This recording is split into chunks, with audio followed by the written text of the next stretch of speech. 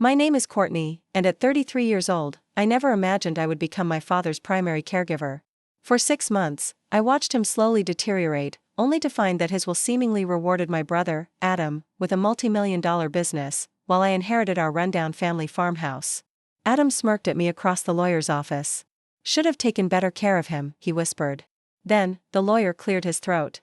"Actually, there's something else you both need to know." Adam's face drained of color at what came next. "Before I continue, let me know where you're watching from. If you've ever discovered that something valuable wasn't what it initially seemed, hit the like button and subscribe." Growing up, our family dynamic seemed simple enough. My father, Jackson Williams, built his agricultural supply business from the ground up, relying solely on determination and an old pickup truck.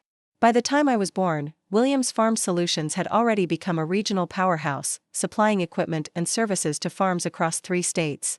My mother, Elizabeth, was the creative heart of our family. She painted landscapes that captured the essence of rural America and kept our sprawling farmhouse filled with warmth. My brother Adam, who was 5 years older than me, was clearly being groomed to take over the family business. I remember watching from the doorway of Dad's office as he taught Adam about profit margins and inventory management before my brother could even drive. Adam absorbed these lessons eagerly, his notebooks filled with calculations and business plans. By the time he was 15, Dad would proudly say, "Your brother has a natural head for business, just like me." I was different. Where Adam saw numbers, I saw colors. Where he calculated value, I found beauty. My mother supported my artistic talents, setting up a small studio for me in the sunroom overlooking the apple orchard. When I was 12, she was diagnosed with aggressive breast cancer. Within 6 months, she was gone, leaving a void in our family that we could never truly fill. Dad threw himself into the business after Mom's death. The company doubled in size over the next 5 years, expanding into agricultural technology and farm management software. Adam was right there with him, learning everything and preparing for his future role. I retreated into my artwork and books, finding solace in creating and imagining worlds beyond our loss. By the time I graduated high school, the future seemed clear. Adam would attend business school and join Dad in running Williams Farm Solutions. I would pursue art, disappointing my father, but staying true to myself. Our family dinner that night, when I announced my decision to attend art school in Chicago instead of the state university's business program, was tense. "Art isn't a career," Dad said, pausing with his fork halfway to his mouth. "It's a hobby." "It's what I love," I replied. "It's what Mom loved, too." Dad's expression softened at the mention of Mom, but he shook his head. "Your mother had talent, but she also had sense. She never expected to make a living from her paintings." Adam watched this exchange with a slight smile. "Come on, Dad. Let her try. When it doesn't work out, there will always be a desk for her at the company." His condescension stung worse than Dad's disapproval. Despite their doubts, I thrived in art school. I specialized in architectural preservation and historical restoration, blending my artistic skills with practical application. By 26, I had established a modest but growing reputation, restoring historic buildings and documenting architectural heritage at risk of being lost. While building my career in Chicago, I made regular trips home to the farmhouse. Despite our differences, the farm remained my emotional anchor. It was where Mom had lived and loved, where her spirit seemed to linger in the way sunlight filtered through the kitchen windows. The house itself was nearly 200 years old, built by early settlers and expanded over generations. It required constant maintenance that Dad usually neglected in favor of reinvesting in the business. During my visits home, I would often spend days repairing shutters, fixing leaky faucets, or restoring pieces of intricate woodwork that had been damaged over time.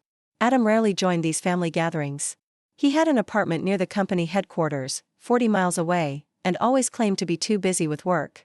My favorite memories were the rare occasions when the three of us would gather on the wraparound porch on summer evenings. Dad would grill steaks, and for brief moments, it felt like we were a complete family again.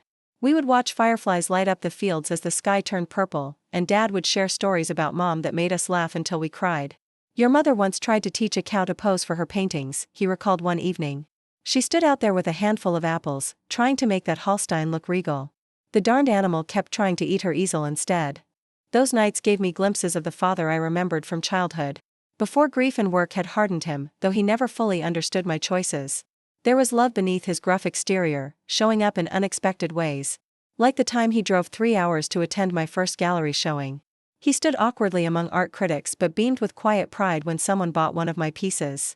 The farmhouse itself held generations of memories, the dining room table where we'd shared thousands of meals. The creaky third step on the staircase we all instinctively skipped, the secret closet behind the pantry where Mom and I would hide Christmas presents, and the massive oak tree with the tire swing where I'd spent countless summer hours dreaming. In a way, that old house embodied our family's history, imperfect but enduring. As different as our paths had become, the farmhouse remained the one place where Adam, Dad, and I could momentarily bridge the growing gaps between us. It was the backdrop for every important family moment, from joyful celebrations to heartbreaking losses. Little did I know then how central that weathered farmhouse would become to our family's story, or how it would eventually reveal truths none of us could have imagined. The call came on a Tuesday afternoon while I was directing the restoration of a historic theater in downtown Chicago. Dad's voice sounded different, strained in a way I hadn't heard before. "Courtney, I need you to come home this weekend," he said without preamble. "I've got some news to discuss." Something in his tone told me this wasn't about business or a family gathering. "Is everything okay, Dad?" I asked. The pause before he answered told me everything. "Just come home, sweetheart." I drove straight to the farm that evening instead of waiting for the weekend. When I arrived, Dad was sitting in his favorite armchair, looking smaller somehow. Medical papers were spread across the coffee table. "Pancreatic cancer. Stage 4, 6 months, maybe less," the doctor's words, relayed through my father's matter-of-fact tone, hit me like physical blows. My strong, invincible father suddenly looked all of his 68 years and more. "Have you told Adam?" I asked, still trying to process the news. "I left him a message.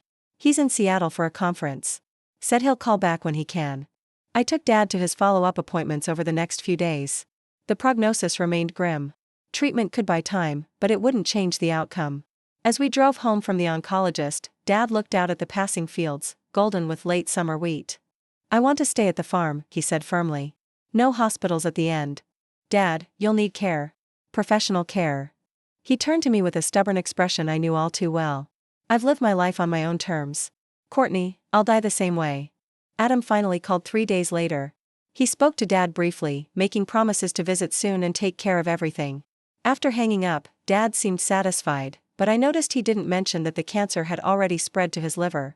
It was the first of many details he would shield from my brother. I returned to Chicago to put my life on pause. I arranged for a colleague to take over my current projects, packed essential belongings, and sublet my apartment. Within a week, I had moved back to the farmhouse. Adam visited that weekend, bringing stacks of folders and spending most of his time with Dad in his study, discussing business matters. He barely acknowledged the oxygen tank now stationed beside Dad's chair, or the way our father needed to rest after speaking for more than a few minutes. "The treatment will buy us time to transition leadership smoothly," Adam told me in the kitchen, his voice clinical and detached. "We've got succession plans in place. The board is prepared." "Dad's dying, Adam," I said bluntly. "This isn't about business plans right now." He looked at me with something like pity. "Everything is business, Courtney. Dad taught me that the company is his legacy. We need to protect it." As autumn arrived, Dad's condition deteriorated faster than expected. The once robust man who could work 16-hour days became someone who needed help getting from his bed to the bathroom. I learned to administer medications, manage his increasingly complex symptoms, and interpret the subtle changes in his breathing that signaled pain or distress. Our quiet evenings together became precious. Between pain medications and brief periods of clarity, Dad would share stories I'd never heard before, about meeting Mom at a county fair when they were both 19, about nearly losing the business during a recession in the early days, about his own father's harsh parenting, and his determination to do better with his own children. "I wasn't always successful at that," he admitted. One evening, his voice barely above a whisper, Dad said, "Especially after your mother died, I threw myself into what I understood, work, rather than what I didn't, grief." I held his increasingly frail hand. "You did your best, Dad," I replied. He shook his head slightly. "Not always, but you're so much like her, Courtney. Your mom would be proud of the woman you've become." Adam's visits grew more infrequent as Dad's illness progressed. He called daily, but always had reasons why he couldn't come to the farm: an important client meeting, a business trip, contract negotiations that couldn't wait. Dad never complained about Adam's absence. "He's securing the future," he would say. "That's important, too." But I saw the look in his eyes when another weekend passed without his son's visit. I heard him ask about Adam first thing every morning, and I noticed how he would rally, summoning energy from some hidden reserve on the rare occasions when Adam did make the trip to see him. As winter approached, I became more than just a caregiver. I was a witness to my father's life, collecting his stories and memories like precious heirlooms. I recorded some of our conversations with his permission, knowing these would someday be all we had left of him. One snowy evening, After a particularly rough day of pain and nausea, Dad asked me to help him to the porch. Bundled in blankets with the oxygen tank beside him, he looked out at the snow-covered fields. "Your mother and I bought this land when we had nothing but dreams," he said. "Everyone said I was crazy to start a business with a new baby and no capital. But she believed in me." He paused, his breathing labored. "This place was always special to her. She said it had a soul." I nodded, thinking of Mom's paintings of the farm in different seasons, how she'd captured something essential about the land that went beyond simple landscapes. "Promise me something," Dad continued. "Whatever happens after I'm gone, remember that some things have value beyond what you can see on the surface." Before I could ask what he meant, a coughing fit overtook him, and the moment passed. But his words lingered in my mind during the long nights that followed. The next day, Adam called to say he would be in Tokyo for 2 weeks closing an international partnership. "It's what Dad would want me to prioritize," he insisted when I expressed my disappointment. "The business has to come first right now." I didn't bother telling him that Dad had asked for him specifically that morning during a moment of confusion, or that the hospice nurse had gently suggested we should prepare for the end sooner rather than later. Some truths were becoming too painful to share. By December, Dad rarely left his bed. The hospice team visited daily, adjusting medications and helping me manage his increasing needs. I slept on a cot beside his bed, waking at the slightest change in his breathing. Adam sent expensive care packages and arranged for additional nursing help, but he himself remained physically absent. Always just a phone call or video chat away. On the night before Christmas Eve, Dad rallied unexpectedly. His eyes were clearer than they had been in weeks. He asked to sit in his study. I helped him into the leather chair behind his desk, where he'd conducted business for decades. "Need to show you something," he said, gesturing weakly toward a painting on the wall. It was one of Mom's works, a simple watercolor of the farmhouse in spring. Behind it, curious, I removed the painting to find a small wall safe I'd never known existed. Dad recited the combination with effort, each number seemingly pulled from deep within his fading memory. Inside was a folder of documents and a sealed envelope with my name written in Dad's handwriting. "Not now," he whispered. "Just remember what I said about value, Courtney. Not everything precious comes with a price tag." He refused to elaborate further, and by morning, he had slipped back into semi-consciousness. I called Adam this time with unmistakable urgency in my voice. "You need to come home now," I told him. "Not next week, not after your meeting. Now." Adam arrived the following evening, looking polished in his business suit, but shocked by our father's transformation. The strong man who had built an empire was now skeletal, his breathing shallow and rattling. "Has he been awake at all?" Adam asked, standing awkwardly at the foot of the bed. "In and out," I replied. "He's been asking for you." For the first time since Dad's diagnosis, I saw fear in my brother's eyes. Not the calculated concern of an heir to a parent, but the raw terror of a son about to lose his father. He sat beside the bed and tentatively took Dad's hand. "I'm here, Dad," he said softly. "I closed the Tokyo deal just like you taught me." Dad's eyes flickered open briefly, focusing on Adam with effort. "Son," he whispered, a ghost of a smile crossing his face before he drifted away again. Adam stayed that night, pacing the farmhouse halls like a stranger. In the morning, he was on his phone again, handling business matters from the kitchen table. By afternoon, he was talking about needing to get back to the office. "You can go anytime, Adam," I said, my exhaustion making my words sharper than I intended. "Is there nothing more important than the business right now?" "The business is what he cared about most," Adam replied defensively. "Honoring that is how I show respect." Dad died the next morning at dawn. Adam had left the previous evening, promising to return in 2 days. It was just me holding Dad's hand as he took his final breath. The winter sunrise painting the farmhouse in gold and pink light that reminded me powerfully of my mother's watercolors. The days following Dad's death passed in a blur of arrangements and decisions. True to his practical nature, Dad had pre-planned most of his funeral details. A simple service at the local church, burial beside Mom in the small cemetery overlooking the farm, no elaborate displays or lengthy eulogies. Adam arrived with an entourage of business associates. He handled the practical matters efficiently, making calls, organizing the service, and greeting the substantial crowd that gathered to pay respects to Jackson Williams, the business leader. I focused on the personal touches Dad would have wanted, the photographs from happier times displayed in simple frames, Mom's favorite wildflowers arranged beside the casket, and the old hymns that had always moved him to tears. The funeral itself was a study in contrasts. The business community arrived in dark suits, speaking in hushed tones about succession plans and stock values. The local farming families came in their Sunday best, sharing stories about Dad's generosity during hard times and his handshake deals that had saved more than one family farm from foreclosure. Adam delivered a polished eulogy, focusing on Dad's business acumen and legacy of innovation in agricultural services. I spoke briefly about the father behind the businessman, the man who taught me to fish in the pond behind the barn, who never missed a school art show despite his packed schedule, who kept every Mother's Day card we'd ever made in a special drawer of his desk. After the burial, people gathered at the farmhouse. I moved through the rooms in a daze, accepting condolences and trying to be the hostess Dad would have expected me to be. Adam worked the crowd like a politician, reassuring business partners and discussing the company's future plans with board members in hushed conversations. "Your brother's certainly ready to step into your father's shoes," commented Henry Blackwell, our family's longtime attorney and Dad's closest friend. "Jackson would be proud of his composure today." I nodded, too tired to explain how that composure had been notably absent during Dad's illness. Henry patted my hand sympathetically. "The reading of the will is scheduled for tomorrow morning at my office," he said. 10 o'clock, just you and Adam, as Jackson requested. That night, after everyone had gone, I sat alone on the porch swing, wrapped in one of Dad's old cardigans. The farmhouse felt emptier than it ever had before, creaking and sighing in the winter wind, as if it, too, were morning. Adam had returned to his hotel in town, claiming he needed to prepare some documents for the morning meeting. The next day dawned cold and clear. I arrived at Henry's downtown office to find Adam already there, reviewing papers with another man I recognized as the company's financial officer. They stopped talking abruptly when I entered, exchanging glances that made me instantly uneasy. Henry welcomed us into his wood-paneled office. The walls lined with law books and framed photographs documenting his 50-year friendship with my father, fishing trips, award ceremonies, family picnics from when we were children. Jackson and I discussed his wishes at length over the past few months, Henry began after we were seated. He was very clear about his intentions, though he anticipated you might find some of his decisions surprising. Adam straightened his tie, a gesture of confidence I recognized from childhood. "I'm sure Dad made appropriate arrangements," he said smoothly. "He always had a good head for these matters." Henry nodded and began reading the formal legal document.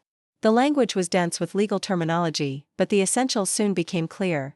Adam was bequeathed full ownership of Williams Farm Solutions, including all subsidiaries, patents, and business assets. As the current COO, he would assume the role of CEO immediately, with the board's blessing already secured. I listened without surprise. This was always the plan, from the time Adam was old enough to understand what the business was. Dad had built his company for his son to inherit. Adam's expression remained neutral, though a slight smile played at the corners of his mouth. Then Henry turned to the portion of the will addressing my inheritance. "To my beloved daughter, Courtney Elizabeth Williams, I leave the family farmhouse and surrounding 5 acres, along with its contents and outbuildings." There was a moment of silence. Adam's smile widened perceptibly. "That's it?" I asked, more confused than disappointed. "Just the house?" Henry continued reading. "It is my belief that Courtney will understand the value of this inheritance, as she has always appreciated what truly matters in life." Adam couldn't contain himself any longer. He let out a short laugh. "Well, that seems fair.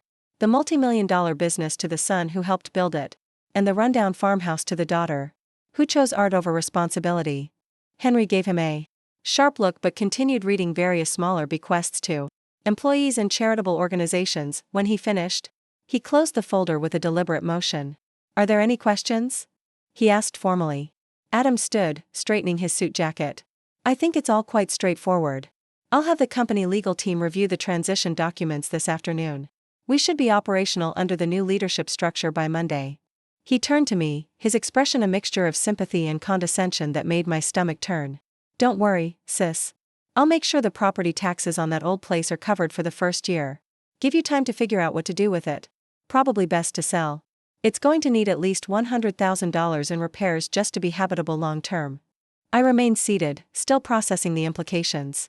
The farmhouse was my childhood home, full of memories and meaning, but also a financial burden I wasn't prepared for. My restoration business was successful, but modest, and I had drained most of my savings during the 6 months I'd taken off to care for Dad. "I'll need some time to consider my options," I said finally. Adam checked his watch impatiently. "Well, don't take too long. I've already had inquiries from developers interested in that land. It could be worth something with the right zoning changes." As we prepared to leave, Adam paused at the door. "You know, Courtney," he said, his voice lowered to ensure Henry couldn't hear from across the room, "maybe if you'd taken better care of him, things might have turned out differently. Dad always responded to loyalty." The casual cruelty of his words stunned me into silence. Before I could respond, he was gone, his footsteps echoing down the hallway as he returned to the business empire he now controlled. I sat back down, suddenly unable to stand. "Are you all right?" Henry asked, concern evident in his voice. "I don't understand," I said. "The business is worth millions. The farmhouse needs a new roof, new wiring, probably new plumbing. It's practically a liability." Henry cleared his throat. "Courtney, before you leave today, there's something else we need to discuss in private." After ensuring we were truly alone, Henry walked to his office door and locked it, an unusual action that immediately caught my attention. He returned to his desk and pressed a button on his phone. "Martha, hold all my calls for the next hour, please. No interruptions." He sat down and leaned forward, his professional demeanor shifting to something more personal, reminding me that this was not just our family lawyer, but my father's oldest friend. "What I'm about to share with you was stipulated by your father to remain confidential from the public reading of the will," Henry said, retrieving a sealed envelope from his desk drawer. "Jackson was explicit that this information be conveyed to you alone." My heart began beating faster. "What do you mean? Why wouldn't he want Adam to know?" Henry sighed deeply. "Your father was a complex man. Courtney, brilliant in business, but also deeply intuitive about people, including his own children." He handed me the envelope. It was heavier than expected, sealed with wax in an old-fashioned manner that seemed so characteristic of my traditionalist father. My name was written across the front in his distinctive handwriting. "Before you open that," Henry continued, "I need to explain something about the farmhouse you've inherited. It's not just a sentimental gift, nor is it the liability your brother believes it to be." I waited, confused, but increasingly curious. "When your mother became ill," Henry explained, "your father began making contingency plans. Elizabeth's death hit him harder than anyone knew. He realized how unprepared he'd been for losing her, and he determined never to be caught unprepared again. The farmhouse became central to those plans." "What plans?" I asked. "The property you've inherited isn't just the house and 5 acres mentioned in the public will," Henry explained. "There's an additional 300 acres held in a separate trust that transfers to your ownership effective immediately. Land that includes lake frontage, forested areas, and agricultural fields currently leased to neighboring farms." I struggled to process this information. 300 acres, but the company owns all the surrounding land. Adam would know if. Henry shook his head.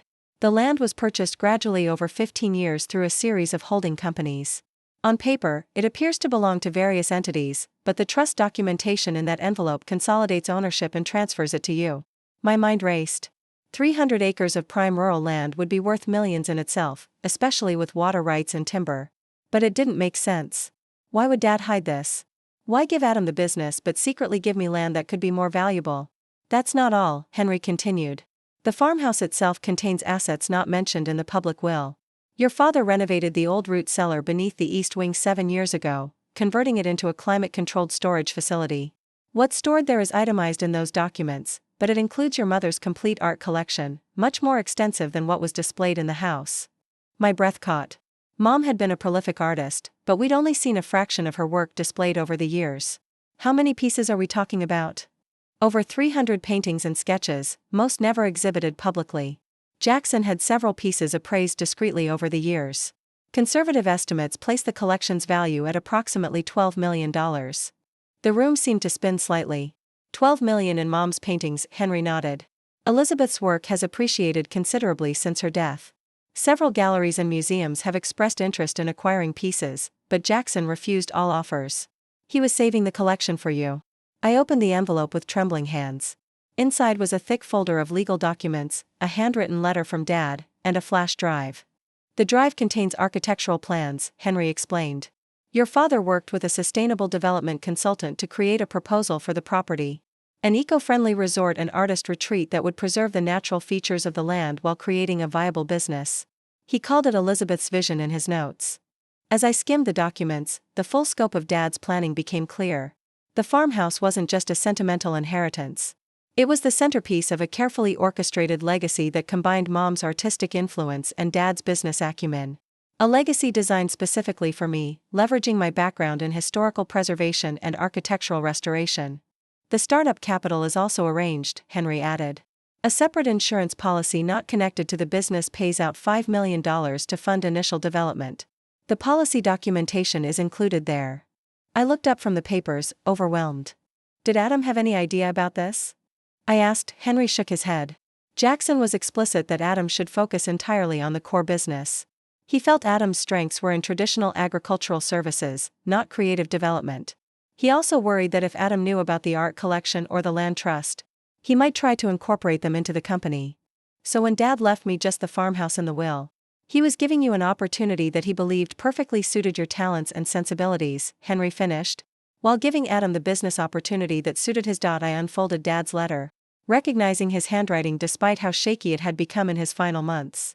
My dear Courtney, by now, Henry will have explained the full extent of your inheritance.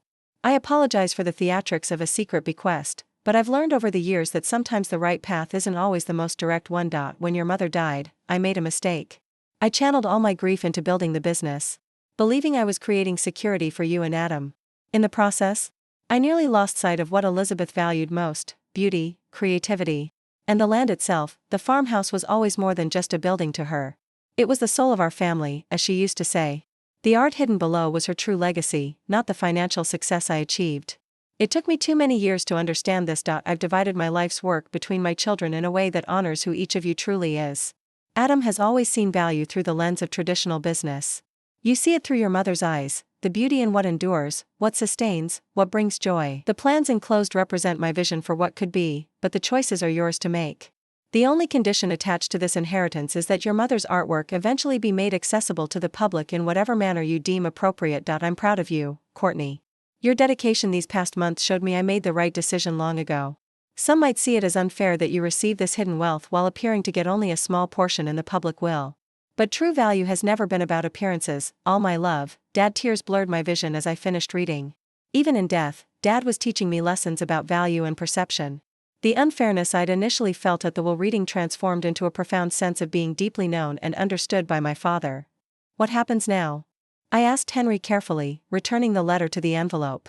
That's entirely up to you, he replied. The trusts are structured to minimize tax implications, and all legal documents are in order. You could sell everything and walk away with a substantial fortune. Or you could pursue the development plan your father envisioned, or chart an entirely different course. And Adam, what do I tell him? Henry's expression turned serious. That's a personal decision, but you should know something. Williams Farm Solutions is facing significant challenges that Adam may not fully comprehend yet. Your father restructured the company considerably over the past 2 years, selling off certain divisions and acquiring others. The Tokyo deal Adam was so focused on completing is part of a larger strategy that requires careful navigation. Are you saying the business is in trouble? Not exactly, but it will require skillful management through a transition period. Jackson believed Adam had the potential to succeed, but he would need to focus entirely on the core business without distraction. The implications were clear. Dad had separated the inheritances not just based on our different temperaments, but as a strategic decision. Adam would need all his attention and resources to keep the business thriving, while my inheritance was both more stable and more aligned with my strengths. I need time to process all this, I said finally. Henry nodded understandingly. Of course, but I suggest you visit the farmhouse soon, specifically the root cellar. There are security measures in place that require your biometric authentication within 30 days of the will reading. As I gathered the documents to leave, a final thought occurred to me. Henry, does the company have any legal claim to the land and the trust? Any historical connection? None whatsoever, he assured me. Your father was meticulous about keeping the property separate. The farmhouse and surrounding land were always held personally by your parents, never as company assets. I left Henry's office with my head spinning, the weight of the envelope in my bag. Nothing compared to the weight of decisions now resting on my shoulders. The inheritance I'd thought was merely sentimental had transformed into something I couldn't yet fully comprehend, a carefully crafted opportunity that honored both my parents' legacies. As I drove back toward the farmhouse, my farmhouse now, I couldn't help but imagine how different Adam's expression would be if he knew what lay beneath the weathered floorboards and behind the peeling wallpaper of the home he'd so casually dismissed. 3 days after meeting with Henry, I stood in the converted root cellar beneath the east wing of the farmhouse, surrounded by my mother's art. The space was remarkable, a perfectly controlled environment with specialized lighting and storage systems that must have cost a small fortune to install. Paintings were arranged chronologically, from Mom's earliest college works to pieces completed just weeks before her diagnosis. Many I recognized, but far more were completely new to me. Landscapes of the farm in every season, portraits of Dad as a young man, his face unlined, eyes full of ambition. Even several paintings of Adam and me as children. Captured in moments of unguarded joy, seeing our family history through Mom's eyes brought fresh grief. But also a profound appreciation for the legacy Dad had preserved. I was photographing and cataloging a particularly striking painting of the farmhouse at sunset when my phone chimed with a text from Adam. Need to meet. Coming to the farm now. Important business matter. No greeting. No acknowledgement of our last interaction, just a demand for my attention, typical of our recent communications. I sighed, secured the storage area with the biometric lock Henry had explained, and headed upstairs to wait. Adam arrived 30 minutes later, parking his luxury SUV in a spray of gravel. He entered without knocking, his footsteps echoing through the entryway with familiar impatience. There you are, he said, finding me in the kitchen. He looked more disheveled than I'd seen him in years. His normally immaculate suit was wrinkled, and dark circles shadowed his eyes. We need to talk about the property. I offered him coffee, which he accepted with a distracted nod. What about the property? I asked, keeping my tone neutral. I've been reviewing Dad's recent business transactions, he said, drumming his fingers on the counter. There are some irregularities I'm trying to untangle. Did Dad ever mention purchasing additional land around the farm? So, he was already discovering gaps in his knowledge. I considered my options carefully, remembering Henry's warning about the company's precarious transition. Dad and I talked about many things during his illness, I said truthfully. But mostly personal matters, not business. Adam's eyes narrowed slightly. The thing is, we're missing about 300 acres that should be in the company portfolio, parcels that were slated for agricultural testing facilities. The records show purchase approvals, but the deeds are nowhere to be found. That sounds like something to discuss with the company legal team, I suggested. I already have, he snapped. They're as confused as I am. But then something interesting came up. Apparently, Dad created some kind of trust recently. And guess who's mentioned as the beneficiary? He was watching me closely now, looking for a reaction. I kept my expression neutral, though my heart had begun racing. I wouldn't know anything about Dad's financial arrangements, I said. Cut the act, Adam snapped. I know Dad left you more than just this rundown house. My sources at the county records office found transfers of multiple land parcels to a trust with your name on it. Land worth millions that should have gone to the company. So, he'd been investigating. I shouldn't have been surprised. Adam always had connections and wasn't above using them to get information. Whatever Dad chose to leave me was his decision, I said firmly. Just like giving you the entire business was his decision. Adam laughed humorlessly. The business that's suddenly missing key assets we need for expansion? The business that's carrying more debt than I realized because Dad leveraged himself to buy land he apparently gave to you? That business? His anger was building visibly, a flush creeping up his neck. What did you do, Courtney? Manipulate him while he was sick? Play the beautiful daughter while whispering poison about me? The accusation stung all the more for its complete inversion of reality. I took care of our dying father for 6 months while you were too busy to visit more than a handful of times, I replied, my own anger rising to match his. If anyone had his ear during that time, it was you on those precious phone calls he waited by the phone for. I was running his company and changing his bedpan. The words burst out louder than I intended. I was administering his morphine at 3 o'clock in the morning. I was listening to him cry out for Mom in his sleep. Where were you when he needed his son, Adam? Closing deals in Tokyo? Adam flinched as if I'd struck him physically, but recovered quickly. That's not fair. Dad understood what I was doing. He built that company from nothing. He always said the business comes first. He was a human being before he was a CEO, I said more quietly. He needed his family at the end, not his succession plan. A tense silence fell between us. Adam paced the kitchen, running a hand through his disheveled hair. Finally, he spoke in a more controlled voice. Look, whatever happened is in the past. The reality is that the company needs those land parcels for planned expansion projects that will create jobs and continue Dad's legacy. I'm prepared to offer you fair market value for the property. I shook my head. It's not for sale. Don't be difficult, Courtney. You're an artist, not a land developer. What are you going to do with 300 acres of farmland? Paint pretty pictures of it. I have plans, I said simply. What plans? He scoffed. Turn it into some kind of artist commune. Build birdhouses. Whatever amateur scheme you're considering. I can guarantee the land will be more valuable as part of Williams Farm Solutions. His dismissive attitude reminded me painfully of how he'd always viewed my career and choices. Always the amateur, never the professional, always the dreamer, never the achiever. Dad didn't think so, I replied. He left this property to me because he believed I would honor its value beyond its development potential. He had specific ideas about its use. Adam's eyes narrowed. What are you talking about? What specific ideas? I hesitated. Henry hadn't explicitly told me to keep the eco-resort plan secret from Adam. But Dad's letter had made it clear he wanted our inheritances to remain separate. Ideas that don't involve selling to the company, I said finally. Adam's face hardened. This is ridiculous. You're being selfish and short-sighted, just like always. Dad wasn't thinking clearly at the end. Everyone knows that the medication, the pain, it affects decision-making. Dad planned this years ago, I countered. Henry confirmed it. Henry? Adam practically spat the name. Dad's drinking buddy playing at being a sophisticated estate attorney. He should have retired a decade ago. He was Dad's closest friend and trusted advisor. He was a small-town lawyer who got lucky, landing a successful client early in his career. Adam's contempt was palpable. Whatever he's told you about these arrangements, I'm having it reviewed by actual experts. If there's any indication Dad was unduly influenced or not of sound mind, I'll contest the entire trust. The threat hung in the air between us. I thought of the meticulous documentation in the envelope Henry had given me, the years of planning evident in every detail. You won't win, I said with more confidence than I felt. Dad knew exactly what he was doing. Adam stepped closer, his voice dropping to a dangerous quiet. You have no idea what you're up against, Courtney. I have resources you can't imagine. Legal teams that can tie this up for years. By the time it's resolved, whatever value you think you've inherited will be drained away in attorney fees. Is that really how you want to honor Dad's memory? By fighting over his legacy?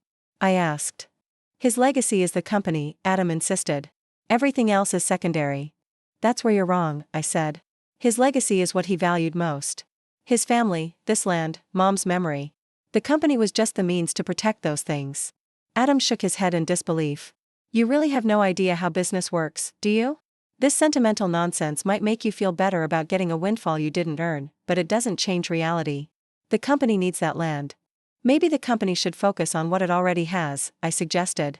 From what I understand, there are more pressing challenges facing Williams Farm Solutions than expansion projects. Adam's expression changed, suspicion replacing anger. What do you mean? What did Henry tell you about the company? I realized I'd said too much. Nothing specific. Just that Dad had made some recent changes that would require careful management. Henry had no right to discuss company business with you. Adam's voice was cold. You're not a shareholder or board member. Any information about Williams Farm Solutions is confidential. I'm still Dad's daughter, I reminded him. And apparently neighbor to company property. Maybe we should be discussing cooperation instead of conflict. Adam studied me for a long moment, calculation replacing raw emotion in his eyes. All right, let's try another approach. Partnership. The company develops a portion of the land for agricultural research. You keep the rest for whatever hobby project you're considering. We both benefit. The condescension in his tone when he said, hobby project, made it clear what he thought of any plans I might have. Still, it was the first hint of compromise he'd offered. I'll consider it, I said, not committing to anything. I need time to review all the documentation and understand exactly what Dad envisioned. Adam checked his watch, already shifting back to business mode. Fine, think about it, but don't take too long. The Tokyo partners are expecting progress on the testing facilities by next quarter. He headed for the door, then paused. One more thing. Whatever you decide, keep it quiet for now. The last thing the company needs is rumors about disputed property holdings. Bad for the stock price. After he left, I sat at the kitchen table, my coffee long cold, thinking about the encounter. Adam hadn't changed in his eyes. I was still the impractical younger sister who didn't understand real business. But something had shifted in our dynamic. For perhaps the first time in our adult lives, I held something he needed. The question was, what would I do with that leverage? I pulled out Dad's letter again, rereading his words about honoring who each of us truly was. Then I opened the architectural plans for Elizabeth's vision on my laptop. The designs were beautiful, harmonizing with the natural landscape while creating spaces for both tourism and artistic creation. Sustainable buildings that resembled modern versions of traditional farm structures. Gardens that incorporated Mom's favorite native plants. Even a small gallery space designed to showcase her work. Dad had created more than just an inheritance for me. He'd created a vision that combined both parents' legacies, a vision that Adam, for all his business acumen, might never fully understand or appreciate. As the sun set over the fields that now belonged to me, I made a decision. I would not sell to Adam or the company. I would honor Dad's intention by bringing Elizabeth's vision to life. And if that meant conflict with my brother, so be it. Some legacies were worth fighting for. The next morning, I drove into town to meet with Henry again, bringing along the detailed plans for the eco-resort. After reviewing them together, his assessment confirmed what I'd already sensed about my father's foresight. These plans are remarkably thorough, Henry said, examining the architectural renderings. Jackson spent years putting this together with top consultants in sustainable tourism and environmental conservation. The phased development approach is particularly clever. It minimizes initial investment while allowing for organic growth based on market response. It's beautiful, I agreed. But I'm not a developer or a business manager. I restore historic buildings. I don't create destination resorts. Henry smiled. Which is precisely why the first phase focuses on restoring and repurposing the existing farm structures, a perfect match for your expertise. Jackson included a management plan that brings in operational partners for the hospitality components once the physical infrastructure is established. We spent hours going through the financial projections, which were as meticulously planned as everything else. The insurance policy provided ample startup capital, and the business model showed sustainability within 3 years. Dad had thought of everything. What about Adam? I finally asked. He's already threatening legal action, Henry replied. Says he'll tie this up in court for years if necessary. Henry's expression turned serious. Adam may find himself too preoccupied with other matters to pursue extended litigation. What does that mean? Henry hesitated, clearly weighing professional obligations against friendship. I can't discuss specifics of the company's situation, but I will say this: Williams Farm Solutions is facing a perfect storm of challenges. The Tokyo deal Adam was so focused on completing has significant downside risks that won't become apparent for another quarter. Several key patents are expiring, and 3 major clients are considering moving to competitors. Dad knew all this, I said quietly. Jackson saw it coming. He tried to prepare Adam, but your brother was convinced his aggressive expansion strategy would overcome any obstacles. Henry sighed. Your father hedged his bets. He gave Adam full control of the business because he believed in his potential, but he created a separate legacy for you as insurance for the family's overall prosperity. The implications were becoming clearer. Dad hadn't just been dividing his assets according to our interests and abilities. He'd been creating a safety net for the entire family legacy. So, what do I do now? I asked. Proceed with phase 1 of the development plan, Henry advised. Secure the proper permits, begin restoration of the main structures, and establish the legal framework for the business. Meanwhile, I'll handle any legal challenges from Adam, though I suspect his attention will soon be diverted elsewhere. Over the next few weeks, I threw myself into bringing Elizabeth's vision to life. I hired an architectural firm specializing in historic preservation to assess the farmhouse and outbuildings. I met with environmental consultants to survey the land and waterways. I began researching grant opportunities for arts-based rural development. The work felt right, combining my professional skills with a deeper purpose, honoring both my parents' legacies. Each evening, I would spend time in the hidden gallery beneath the house, drawing inspiration from Mom's paintings. I began to see the property through her artistic eyes and Dad's entrepreneurial vision simultaneously. Meanwhile, Adam was uncharacteristically quiet. No more threats, no more surprise visits. According to Henry, he was suddenly very busy with company matters, spending long hours at the office and canceling social engagements. I tried calling him twice, but both calls went to voicemail. Then, about a month after our confrontation, local business news reported that Williams Farm Solutions was unexpectedly restructuring several divisions. Anonymous sources cited cash flow concerns and the underperformance of recent acquisitions. The company's stock dropped 15% in a single day. 2 days later, Adam appeared at the farmhouse. He looked terrible, unshaven, with dark circles under his eyes and a rumpled suit that suggested he'd been wearing it for days. You knew, he said accusingly, as soon as I opened the door. You and Henry and Dad, you all knew the Tokyo deal was a trap.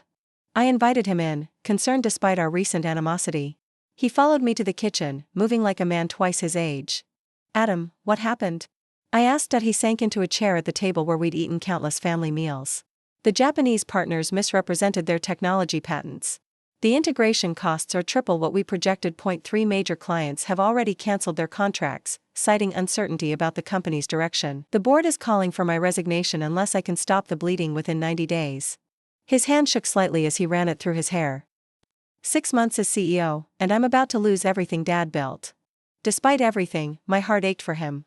For all his faults, Adam truly cared about the company and Dad's business legacy. It can't be that bad, I said, putting on water for coffee. The company has survived downturns before. Not like this. His voice was hollow. We're over-leveraged from the acquisition strategy one pushed for. Asset values are down, and now I find out Dad sold off the most stable. revenue-generating divisions last year and redirected the capital into riskier ventures. I remembered Henry's words about Dad restructuring the company significantly. Why would he do that? I asked carefully. Adam laughed bitterly. According to the board members he confided in, he was creating entrepreneurial opportunity for me, challenging me to prove myself by rebuilding rather than just maintaining. He shook his head.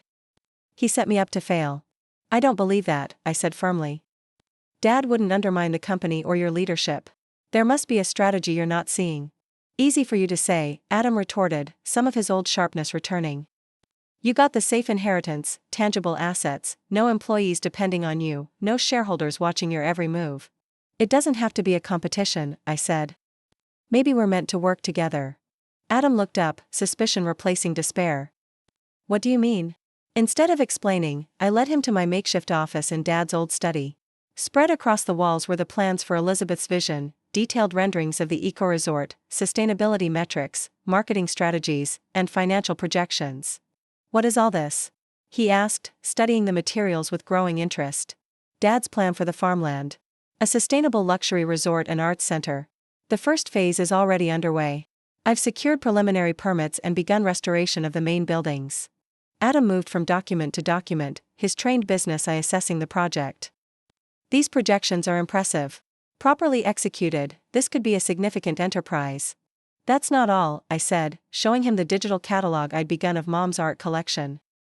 There are over 300 pieces stored in a climate-controlled facility Dad built beneath the house. The collection is worth millions, but more importantly, it provides a unique identity for the resort. For the first time since he'd arrived, Adam seemed fully present, his mind engaged with the potential before him. An art-centric destination resort would differentiate from standard rural tourism.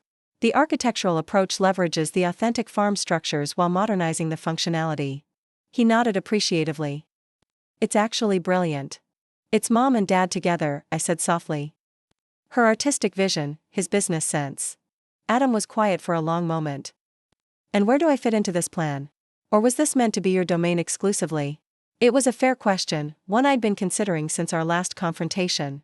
The resort will need a business operations component that goes beyond my expertise, financial management, marketing, strategy, investor relations. If we expand beyond the initial phases, areas where Williams Farm Solutions is actually quite strong, Adam said thoughtfully, exactly. Let me know if you'd like to continue with the next part. What if the company became a partner in the development, not taking ownership of the land, but providing management services and operational support in exchange for revenue sharing? Adam considered this, his analytical mind visibly working through the implications. A partnership would provide the company with stable service revenue during this transition period, and the association with a premium destination project would help rebuild market confidence. It could be the beginning of a new division focused on hospitality and tourism management. I suggested diversifying beyond traditional agricultural services. A pivot, rather than a failure. A pivot, Adam mused. The board might actually go for that. We spent the rest of the day outlining a potential collaboration, our complementary skills creating a stronger plan than either of us could have developed alone. Adam's business acumen filled gaps in the operational framework, while my restoration expertise and artistic sensibility gave the project its soul. As evening approached, we found ourselves on the porch swing, reminiscent of childhood days before competition and resentment had infected our relationship. Why didn't you tell me about the company's problems when we first met after the will reading? I asked. Adam looked out over the fields, now painted gold by the setting sun. Stubbornness. I thought I could fix everything myself. Prove I was worthy of Dad's confidence. He sighed. The same reason I lashed out at you. It was easier to blame you than admit I might be failing. And why didn't you tell me about all this? He asked, gesturing toward the house and land. About Mom's art, the resort plans. I considered the question carefully. At first, I was hurt by how you treated me during Dad's illness. Then, after your threats, I was angry. But mostly, I think I needed time to understand what Dad intended, what this inheritance really meant. Adam nodded slowly. I'm beginning to see it, too. He wasn't just dividing assets. He was creating complementary paths forward, challenging both of us in different ways. As darkness fell, Adam prepared to leave, looking more purposeful than when he'd arrived. At the door, he hesitated. I'm sorry, Courtney, for what I said after the funeral about you not taking good enough care of Dad. It was cruel and untrue. You were there for him in ways I couldn't or wouldn't be. He swallowed hard. I was jealous of the time you had with him at the end, the connection you shared. The apology, unexpected and clearly difficult for him, broke something open between us. Tears I hadn't realized I was holding back spilled over. He loved you so much, Adam, I said. He talked about you constantly, bragged about your business deals, even when he could barely speak. I wiped my eyes. He never doubted you would find your way, even if the path wasn't straight. We hugged briefly, awkwardly. Years of distance not immediately bridged, but perhaps beginning to narrow.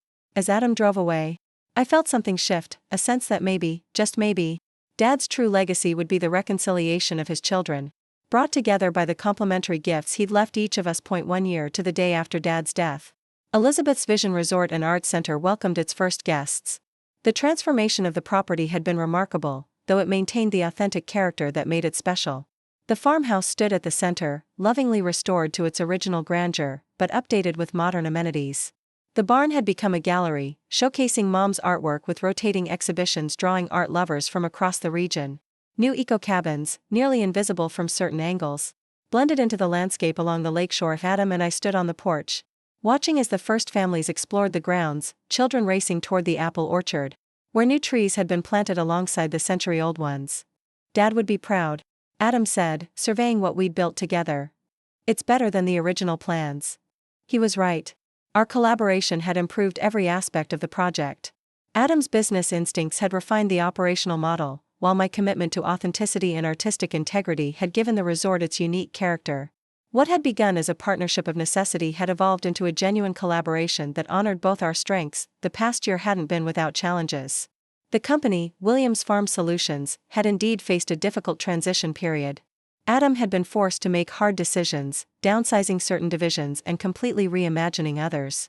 There had been painful layoffs and intense board meetings where his leadership was questioned. But the partnership with Elizabeth's Vision had provided a lifeline both financially and in terms of market perception. The new hospitality management division, started specifically to support the resort, had grown to serve other boutique destinations. The stable revenue helped offset losses in more volatile agricultural sectors. And the association with the high-profile sustainable resort burnished the company's image as forward-thinking and adaptable. The Tokyo deal wasn't a complete disaster, Adam reflected. It taught me I'm not infallible. Dad knew I needed that lesson. I smiled, thinking of how our father had indeed understood his children better than we'd realized. He knew we needed each other, too. Different perspectives, complementary strengths. We discovered a cache of Dad's journals in his office safe, 6 months earlier, private records of his thoughts and plans stretching back decades. The entries from after his diagnosis revealed the depth of his strategic thinking about our inheritances. Adam sees the world through the lens of markets and assets, times he'd written. Courtney through beauty and history. Both perspectives are valuable, both incomplete on their own. My hope is that they will eventually recognize how much stronger they are together than apart. It had taken loss, anger, and near disaster to bring us to that recognition. But in the end, Dad's hope had been fulfilled. We'd found a way to honor both parents' legacies while forging something new that was uniquely ours. The hidden value of my inheritance had proved to be far more than the land, the art, or even the business opportunity. It was the chance to reconnect with my brother, to heal old wounds, and to create something meaningful that would outlast us both. As the afternoon light painted the restored farmhouse in the same golden hues that had inspired so many of Mom's paintings, I thought about the journey of the past 18 months. From caregiver to grieving daughter to reluctant heir to confident entrepreneur, each role had shaped me, challenged me, and ultimately led me to a deeper understanding of what truly mattered. You know, Adam said, interrupting my thoughts, I've been thinking about what Dad said in those journals about complementary perspectives. Maybe we should consider expanding the board of Williams Farm Solutions to include more diverse viewpoints, artists, conservationists, community representatives. That's surprisingly progressive of you, I teased. He shrugged. The old ways weren't working. Sometimes you need to completely reimagine something to save it.